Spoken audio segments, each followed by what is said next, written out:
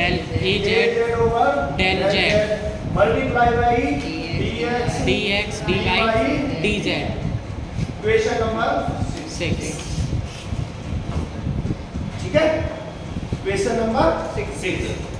अब अपने डेफिनेशन को जरा सा देखो।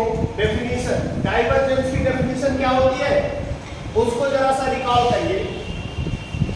डाइवर्जेंस को अभी मैंने आप लोगों को बताया कि किसी भी वेक्टर क्वांटिटी का divergence is nothing but this is diverging flux of that vector quantity पर unit volume at any point. Divergence of a vector quantity at any point is nothing but this is the value of diverging flux per unit volume। ठीक है, इसका मतलब इसी quantity को हमें क्या करना है, डाइवर्जेंस ऑफ ए, अगर इधर लिखूं मैं divergence of A is nothing but total flux diverging flux net diverging flux per unit volume. देखो net diverging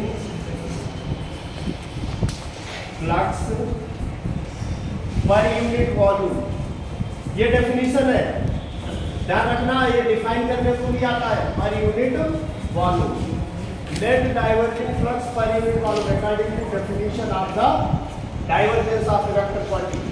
after definition of this अब लिखिए कितना है, del X over del x plus del A Y over del Y plus del A Z over del Z multiply by D X D Y D Z. Per unit volume के लिए आप क्या करोगे, volume element से divide कर दीजिए। ठीक है, divided by D X D Y D Z, यही तो वॉल्यूम एलिमेंट आपने कंसीडर किया था। Yes sir. इससे डिवाइड कर दीजिए, ये कैंसिल हो जाएगा, राइट। और डाइवर्जेंस ऑफ ए आपका निकल के आ गया, this is divergence of A is nothing but this is del of A x over del x plus del of A Y over del Y plus del of A Z over. और इसको कैसे लिख सकते हो, this can be written like this, i cap del over del x plus J cap del over del Y plus k cap del over del z का dot product with I cap A X plus J cap A Y plus k cap 8। if you take the dot product of this quantity, ये क्या चीज है, this quantity, अब divergence of a vector is nothing, ये del operator बन गया। पहला bracket क्या है, डेल ऑपरेटर, डॉट प्रोडक्ट, दूसरा क्या चीज है, दूसरा है आपका a vector, this is a vector divergence। तो divergence of a vector is nothing but this is dot product of del operator with the vector quantity। ठीक है, अब इसमें एक बहुत इंपॉर्टेंट पॉइंट, जैसे किसी स्केलर फील्ड के ग्रेडियंट की वैल्यू अगर 0 होती थी तो उस फील्ड को आप क्या कहते थे, कर्ल, या कुछ वैल्यू आती थी तो उसको क्या बोलते थे, लैमिनर। अगर किसी वेक्टर क्वांटिटी के डाइवर्जेंस की वैल्यू 0 आती है तो that vector A vector is said to be solenoidal. क्या कहलाता है, सॉलिनॉइडल वेक्टर। सॉलिनॉइड देखा आप लोगों ने, देखा है, सॉलिनॉइड देखा है, सॉलिनॉइड ऐसे होता है, स्प्रिंग जैसा, ठीक है, स्प्रिंग जैसा ऐसे ऐसे ऐसे ऐसे चल रहा है, ये डाइवर्जिंग नहीं कहलाएगा। ये क्या कह रहा है, ऐसे घूमते आगे भी बढ़ रहा है घूमते हुए, बट स्प्रेड नहीं हो रहा है, स्प्रेड नहीं हो रहा है। जिसके भी डाइवर्जेंस की वैल्यू आएगी वेक्टर क्वांटिटी का, वो समझ लेना उसका नेचर क्या है, spreading nature. Spreading nature, solenoid तो जब आएगा जब इसकी वैल्यू 0 आएगी। अगर किसी वेक्टर क्वांटिटी का डाइवर्जेंस निकालो और वैल्यू आ जाए क्या 0, तो समझ लेना वो वेक्टर कैसा है, इस टाइप का है, सॉलिनॉइडल वेक्टर। ठीक है, सॉलिनॉइडल वेक्टर लाइक दिस। और अगर नॉन जीरो वैल्यू आए, divergence of A vector quantity is non zero, non equal to 0, तो ये क्या होगा, non solenoidal. Non solenoidal, non solenoidal mean spreading type, जैसे electric field, electrostatic field, positive charge के लिए इलेक्ट्रोस्टैटिक फील्ड आप every possible direction में ऐसे दिखाते हो ना, ऐसे electric line of forces from this point. और नेगेटिव चार्ज होता है तो क्या दिखाते हैं, एक लाइन ऐसे, ये कन्वर्जिंग होता है, ये कन्वर्जन, कन्वर्जिंग, ये होता है diverging, this is diverging, this is converging. ये केस नहीं लेना, इस केस में डाइवर्जेंस नहीं, ये केस में स्प्रेड होना चाहिए, फैलना चाहिए। ठीक है, तो if something is not solenoidal mean divergent, something is not solenoidal mean divergent, if something is solenoidal it means non divergent। अगर solenoidal है तो non divergent। जैसे ये मैग्नेटिक फील्ड इस तरीके का होता है, solenoid का मैग्नेटिक फील्ड पढ़ा होगा आप लोगों ने, solenoid का मैग्नेटिक फील्ड, इलेक्ट्रिक फील्ड नहीं होता। और ऐसा क्या होता है, इलेक्ट्रिक फील्ड। इट मीन्स अगर इलेक्ट्रिक फील्ड का डाइवर्जेंस आप निकालो तो ये नॉन जीरो आता है, रो ओवर एप्सिलॉन 0, ये गॉस लॉ है। ठीक है, बड़ा है, ये डाइवर्जेंस ऑफ इलेक्ट्रिक फील्ड है।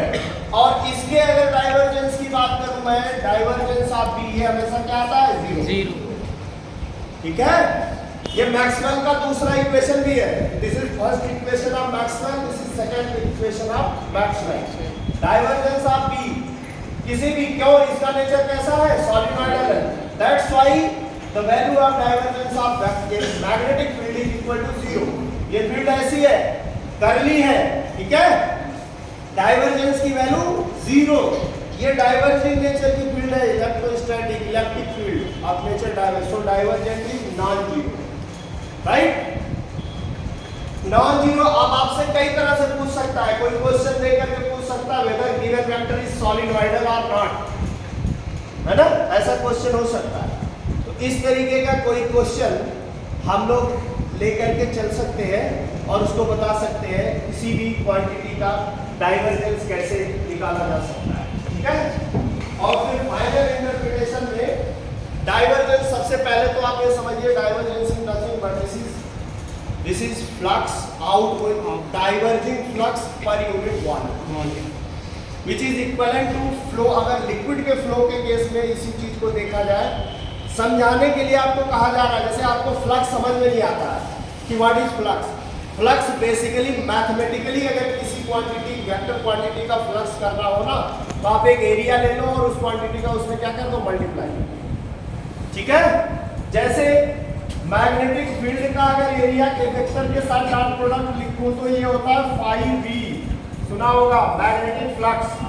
Magnetic flux is nothing but this is vector, magnetic field vector का एरिया वेक्टर के साथ dot product, multiplication of A vector quantity with area is called flux of that vector quantity, this is called magnetic field flux, that is why this is called magnetic flux।